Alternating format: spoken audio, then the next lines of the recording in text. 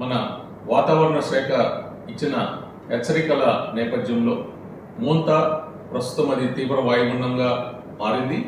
అది రేపటికి తుఫానుగా, ఎల్లుండికి అది తీవ్ర తుఫానుగా మచిలీపట్నం మరియు కళింగపట్నం మధ్యలో కాకినాడ వద్ద తీరం దాటుతుందనేసి వాళ్ళు సమాచారం ఇచ్చారు. ఆ సమాచారం మేరకు రాష్ట్ర ప్రభుత్వం అనేక చర్యలు తీసుకుంటుంది.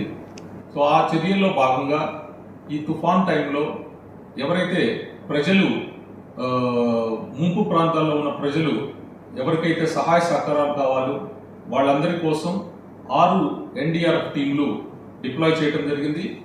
అవి నెల్లూరు, కృష్ణా, వెస్ట్ గోదావరి, కోనసీమ, కాకినాడ మరియు శ్రీకాకుళం జిల్లాల్లో మా టీమ్స్ ఆల్రెడీ డిప్లాయ్ అయ్యి ఉన్నాయి. ఇదే కాకుండా ఒక టీము కేంద్రపాలిత ప్రాంతం యానాంకు కూడా వెళ్ళటం జరుగుతుంది. ఇంతే కాకుండా కొన్ని టీంలు విజయవాడలో, కొన్ని టీంలు వైజాగ్లో కూడా మేము రిజర్వ్లో ఉంచాము. ఇన్ కేసు ఏదన్నా అవసరమైనప్పుడు అవి ఇమ్మీడియట్గా మూవ్ అవుతాయి ఎక్కడైతే అవసరమో.